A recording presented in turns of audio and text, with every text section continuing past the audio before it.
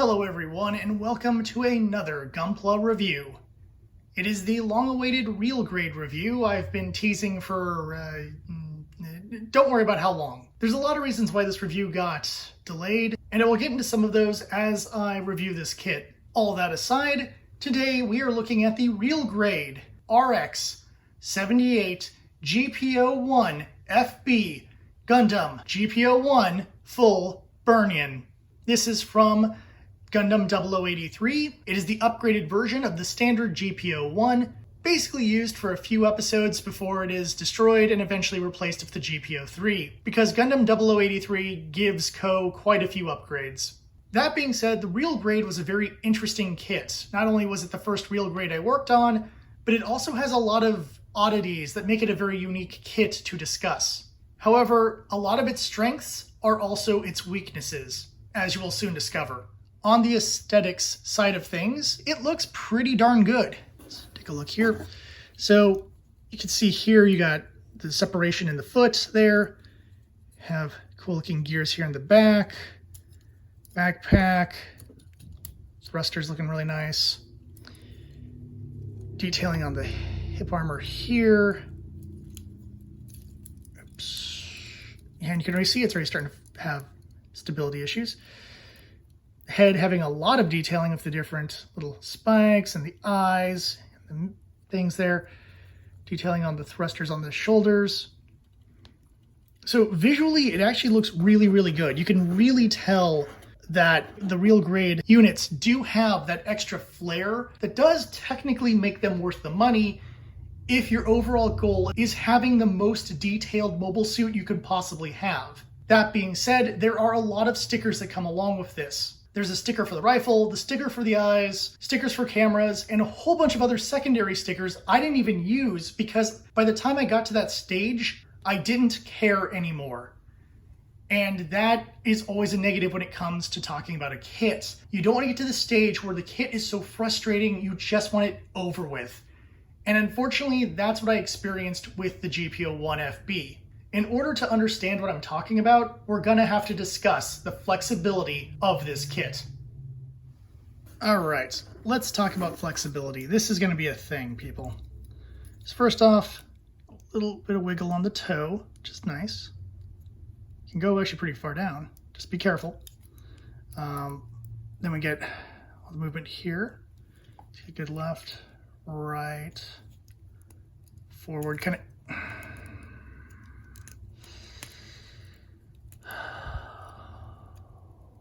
Back.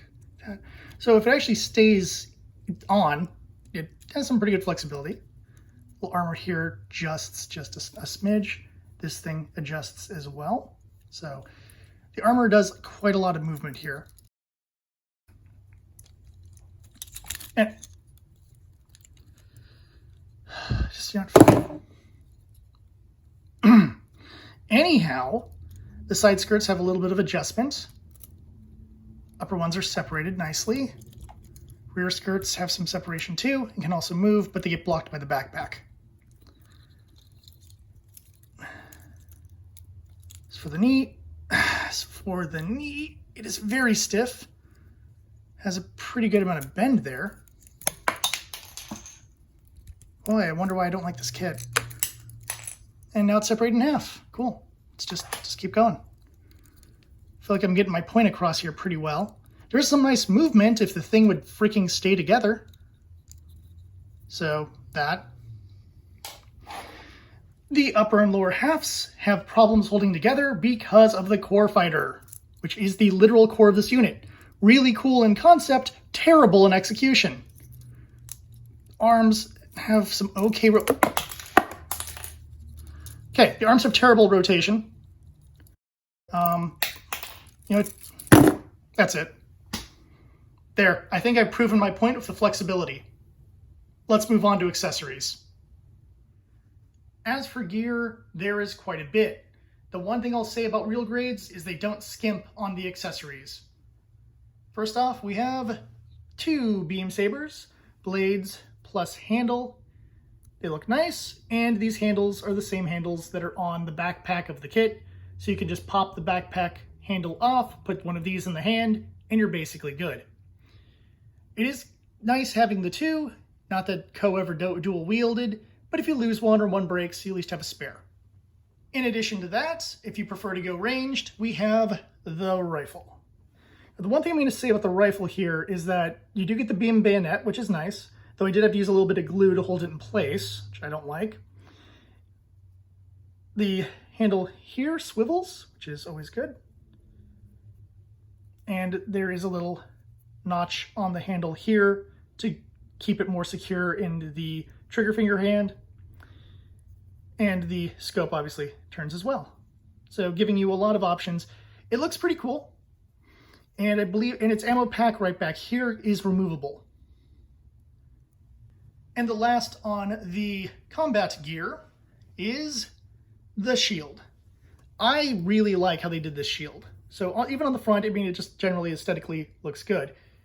But then you have on the inside, 2 spare ammo packs right here, which is kind of cool, just as a detail. The handle, obviously, and a secondary connector here to make sure it holds to the arm properly. In addition to that, it can also slide closed. So you can have the small version of the shield. That was one of the ammo packs. Or the large version of the shield. And your ammo packs will probably fall off while trying to mess around with it because that's just how this kit is. In addition to that, there actually is just another spare ammo pack. So if you lose one, at least you have a spare. All right, here it is, the Core Fighter. Let's take a look here, see it from the front. It does look pretty cool. There isn't a lot of movement on here, a little bit of sway on kind of the little beam saber gun things here. And that's kind of it. Every other mechanism on this is designed to fold it up into the backpack / core block of the unit. In addition to that, there are landing struts. We will get into those in the accessories section. Overall, it's kind of cool that we have this, and adding in the landing struts at least allows you to possibly just have it as a core fighter.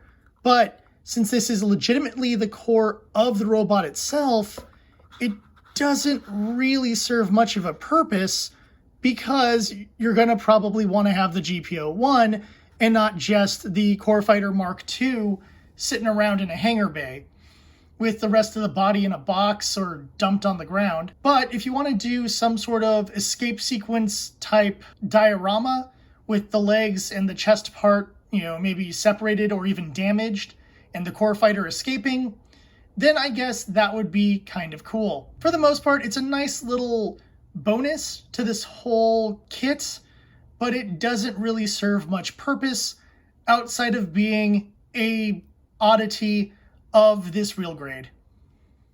As I referenced earlier, we do have the little struts for the aircraft. They are very small, so I'll try my best to get them visible for you on the camera. And here are the other 2 struts. So yeah, they're very small. You have them in case you want to use the core fighter and just toss the rest of the kit, which honestly, I might suggest doing. Also, for the core fighter, there is this little connector thing.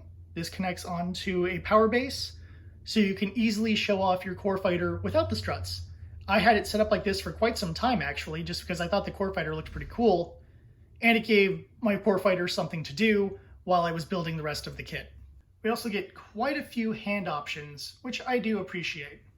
First, we have this guy. He's a really interesting hand as you can close in the fingers there, adjust the trigger finger, and adjust the thumb. In addition to that, it has the notch here for the beam rifle. Really great hand, and the fact that it's a little more posable makes it look a little more unique than what you would normally get with a high grade. We also have a second one for the other hand, so yes, you can put the beam rifle into whichever hand you prefer. Then we have a standard right holding hand for your beam saber. Granted, you can also use those flexible hands to hold the beam saber if you'd like. And finally, we have this, which is a spare hand with the handle for the shield already connected, so you can pop this in instead on your shield and have a more sturdy grip on the shield. It's all going to come down to your personal choice and how you want the shield to be held by your mobile suit. We have some odd extra parts that I'm just going to kind of get into real quick, though you'll never really need them. We have these little guys, which were part of the skeleton structure, in addition to the torso of the skeleton structure. Because of the core fighter, it doesn't actually use the torso skeleton, which is one of the reasons why it's so flimsy. And as I mentioned earlier, with the absurd amount of extra marking stickers to really customize your unit, here is the sheet. So that's quite a bit of work you could do. If this kit wasn't so frustrating, I probably would have used a few of these, but considering how much frustration I've had with this kit, I decided, screw it. It doesn't need the extra care if the suit itself is barely going to hold together. Now there's one little final thing that I thought was really fun, though I'm certain I'm going to lose it if I don't just put it away into a container. And that is this. Little tiny pilot man. Get a little tiny Co. You can have him hang out with his mobile suit. He is proportional to the unit, which is cool. You can paint him if you want, but unless you have a really nice diorama or some way to keep him stuck to your backdrop or something, he's going to get lost super fast. Look how small this guy is. For comparison, there you go. He's about the size of the tip of my index finger. Not ideal. I mean, it's a cool accessory to have for the kit, but it feels like it could be so easily lost that it might not be worth keeping it outside of the box. Overall, the accessories lineup is pretty strong. The accessories alongside the core fighter itself are two of the best parts of this kit.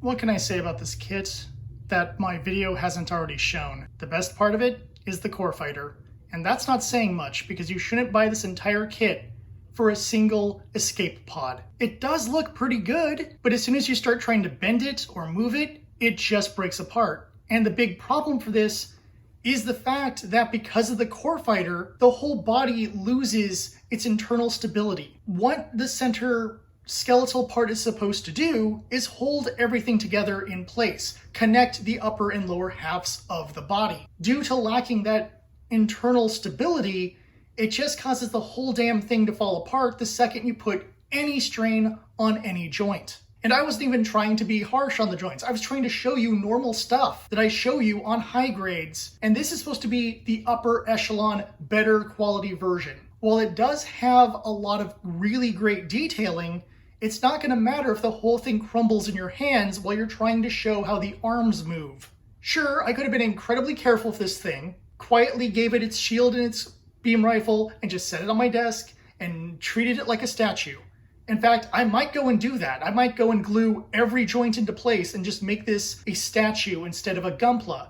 But that's not why you get Gunpla. You get it so you can pose them in cool ways. They can change up the accessories when you feel like it. Or if you want to create a diorama and have them battling each other. I've taken plenty of pictures of high grades fighting each other and I posted them online here and there. One of my favorites was the picture I took of the Ifrit Custom versus the Blue Destiny Unit 1. I thought some of those pictures came out really cool. The point is, when I want to make a Gunpla, I want it to be a fun building experience. And frankly, I didn't find the building experience too frustrating, but when things can't hold together, it defeats the building experience. It'd be like building a Lego castle that the second you open a door, the entire castle implodes. I literally threw the parts and pieces on my little stand here specifically to just show you how many parts this broke into. And yeah, I just turned it back into the core fighter because it's the only part of this that's going to end up surviving. I'll grab the stand connector, I'll re-put it on the stand, and I'll put it alongside all my other things, so at least there's a cool core fighter battling alongside the rest of my Federation forces. I don't know if I'm ever going to put this kit back together, and even if I do, I'm not sure there's really a point in doing so, because what I can do with this kit is so limited based on how fragile it is. I've seen other people's reviews of real grades. I know real grades aren't garbage tier, but holy moly, this kit has problems. The worst part is there are positives to this kit. Because of the way my rubric is structured, it's very difficult to get a 1 or a 0. This is easily the worst kit I've ever worked with. That means it's taking a position from a kit I never reviewed because I didn't think it was worth it, which was the ARX-7 Arbalest from Full Metal Panic, which I literally have in a box somewhere because it can barely stand up. But at least that kit holds together. This is such a disappointment for me because I like this kit in a lot of ways. I enjoyed building it until I had to actually finish it, and that became where the problems started showing up. And my whole plan for this video and why it took so long is because I had to keep putting him back together before recording. And it just became a frustration that I just left him on my desk in that awkward pose you saw at the very beginning of this video because it's all I could do for him. If I tried to put on the rifle, the arm would fall off. If I tried to put on the shield, the arm would fall off. If I bent him the wrong way, the legs would start falling over, or the torso would disconnect. It's so frustrating to have a kit you really like, but then have it fall apart like this. As for positives, the core fighter, the accessories, and like I said, the build was fun until I had to finish it. Then it was frustrating. I hope this has helped your Gunpla purchasing decision, and I really mean that. I really hope that if you were planning on getting this kit, my review has told you, avoid it. I doubt I'll ever make a kit again on this show that has this level of implosion, but it does make me really nervous about trying my next real grade kit because if this is going to happen, what's the point? It doesn't matter if the kit looks pretty if the second I try to bend its leg or bend its arm, the entire thing falls apart. So hopefully the next kit won't cause this level of frustration. Until next time, thank you for watching. Please look forward to more Gunpla reviews, and until that day comes, I'll see you at the tavern.